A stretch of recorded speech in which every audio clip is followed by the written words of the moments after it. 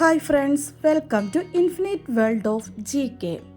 നാളെ നമ്മുടെ little scholar എക്സാമിൻ്റെ സെക്കൻഡ് ലെവൽ എക്സാം നടക്കുകയാണല്ലോ. എക്സാം എഴുതുന്ന എല്ലാ കൂട്ടുകാർക്കും ആദ്യം തന്നെ വിജയാശംസകൾ നേരുന്നു. നമുക്ക് ഇന്ന് കുറച്ച് ചോദ്യങ്ങൾ കൂടി കാണാം. അതോടൊപ്പം തന്നെ ഞാൻ ഒരു കാര്യം കൂടി ഓർമ്മിപ്പിക്കുകയാണ്. നിങ്ങൾക്ക് സാധിക്കുന്നത്ര കറണ്ട് അഫയേഴ്സ് ചോദ്യങ്ങളും GK ചോദ്യങ്ങളും ഒക്കെ പഠിച്ചിട്ട് വേണം എക്സാമിന് പോകാൻ വേണ്ടിയിട്ട്. അപ്പോൾ നമുക്ക് ചോദ്യങ്ങൾ നോക്കാം. നവജാത ശിശുക്കൾ ആദ്യമായി തിരിച്ചറിയുന്ന നിറം ഏതാണ്? ചുവപ്പ്. മഹാകവി G. ശങ്കരക്കുറുപ്പിൻ്റെ ജ്ഞാനപീഠ പുരസ്കാരം ലഭിച്ച കവിതാ സമാഹാരം ഏതാണ്? ഓടക്കുഴൽ. അരുന്ധതി റോയിയുടെ the God of Small Things എന്ന കേരള പശ്ചാത്തലത്തിൽ എഴുതിയ നോവലിന് മാൻ ബുക്കർ പ്രൈസ് ലഭിച്ചത് ഏത് വർഷമായിരുന്നു? 1997.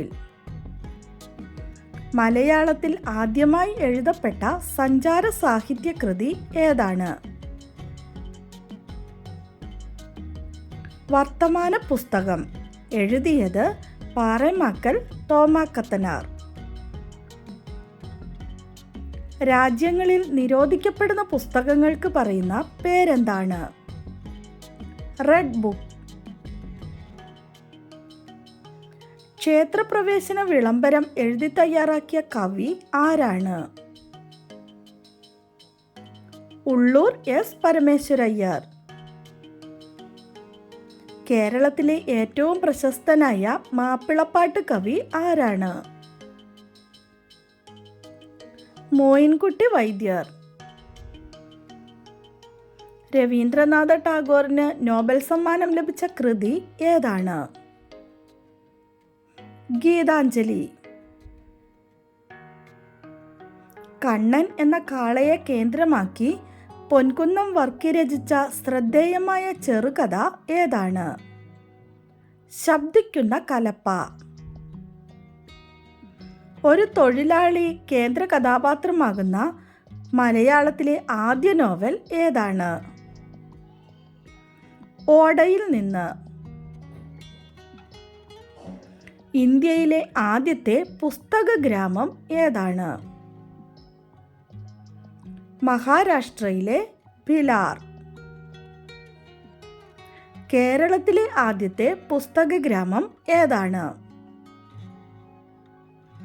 പെരുങ്കുളം ഗ്രാമം, കൊല്ലം. കേന്ദ്ര സർക്കാർ സംരക്ഷിത സ്മാരകമാക്കി പ്രഖ്യാപിച്ച വാഴുവേലിൽ തറവാട് ആരുടെ ജന്മഗൃഹമാണ്? സുഗതകുമാരി. ഹിന്ദി സാഹിത്യത്തിലെ കുലപതിയായ പ്രേംചന്ദ് എന്ന തൂലികാനാമത്തിൽ അറിയപ്പെടുന്ന എഴുത്തുകാരൻ ആരാണ്? ധൻപത് റായ് ശ്രീവാസ്തവ. ലോകാത്ഭുതങ്ങളിൽ ഒന്നായ താജ്മഹൽ സ്ഥിതി ചെയ്യുന്ന സംസ്ഥാനം? ഉത്തർപ്രദേശ്.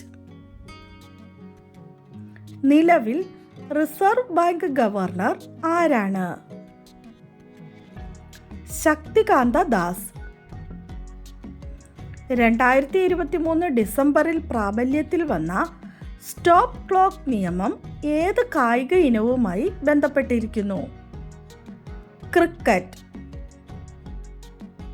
ഏതു സംസ്ഥാനത്തിൻ്റെ മുഖ്യമന്ത്രിയുടെ ഔദ്യോഗിക വസതിക്കാണ് BR അംബേദ്കർ പ്രജാഭവൻ എന്ന പേര് നൽകിയിരിക്കുന്നത്?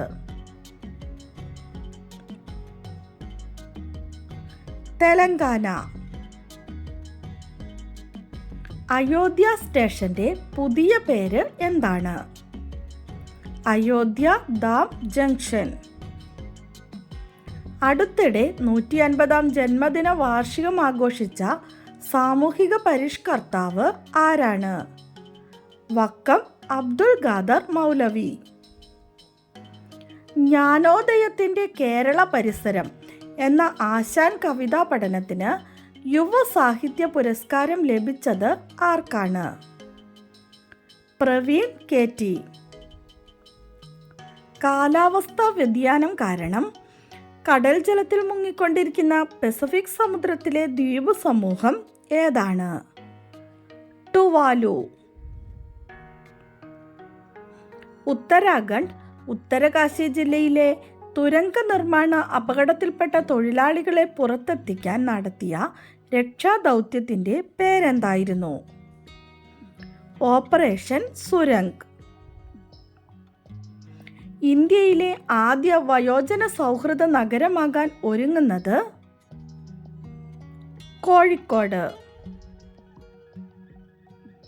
കേരളത്തിൽ നിന്നും കൊമേഴ്ഷ്യൽ പൈലറ്റ് ലൈസൻസ് നേടുന്ന ആദ്യത്തെ പട്ടികജാതി വനിത ആരാണ്? സങ്കീർത്തന ദിനേശ്. യുക്രൈനിൽ നിന്ന് പലായനം ചെയ്ത കുട്ടികളെ സഹായിക്കുന്നതിനായി നൊബേൽ സമ്മാനം ലേലത്തിൽ വിറ്റ റഷ്യൻ നൊബേൽ സമ്മാന ജേതാവ് ആരാണ്? Dmitry Muratov, Russia.